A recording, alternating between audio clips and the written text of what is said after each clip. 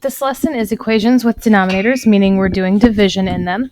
Okay, so first off, what does a fraction bar mean? Well, a fraction bar is simply just division. So in order to get rid of it, remember that we're doing the opposite of that, which is multiplication. Okay, so when we're solving these, we want to multiply to the other side. So we want to get the fraction by itself first, and then move our denominator. So here our denominator is 20. So we need to move it to the other side. So to do that, we're going to multiply by 20 to make it go away here, and multiply by 20 over here. So the only thing left on the right-hand or the left-hand side is r, and on this side we have 17 times 20. Well, 17 times 20 is just 340. Number 2 looks slightly different because there is part of it that's not attached. So what we need to do is we need to get the fraction by itself first. So to get the fraction by itself, we have to move 1 to the other side. To do that, you want to subtract 1 from both sides. I'll draw my line down the middle there.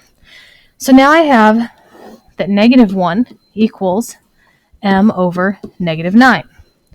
Well, again, our goal is to get m by itself. So to get m by itself, we need to move negative 9. Well, because it's in the denominator, that's division. So to get rid of it, we have to multiply by negative 9 and multiply by negative 9 here. So now I have negative 9 times negative 1, which is a positive 9, and that's going to equal m, and you can rearrange that to say m is positive 9. Okay, so number 3 looks even different also because everything is together in one fraction. So the thing that we need to get rid of first, like when we were up here, we had to get rid of this. Well, it looks different now because everything's in one fraction bar. So when everything's in one fraction, we need to keep these together and get rid of the denominator.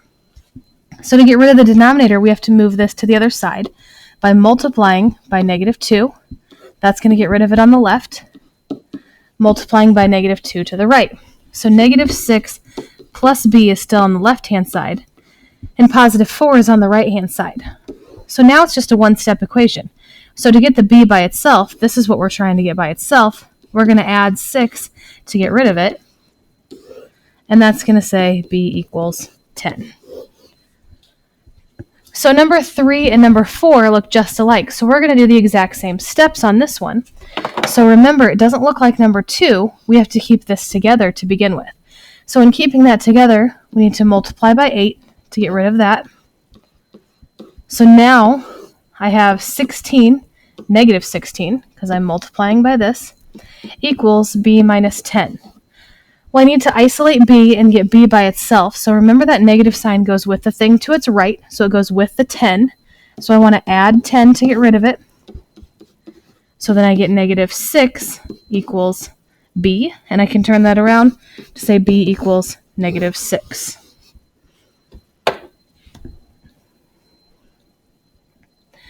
Number 5 looks much like number 2, where you have separate fractions on this. So we need to get the fraction part to stay.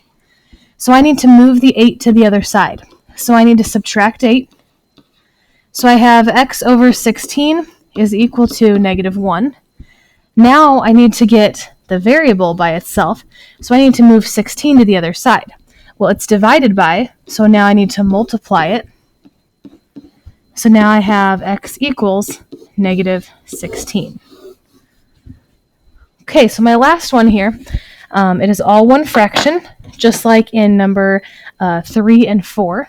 So we want to keep this together, so we need to move the 15 first. So to do that, we need to multiply by 15. So you get negative 5 plus x is equal to negative 15.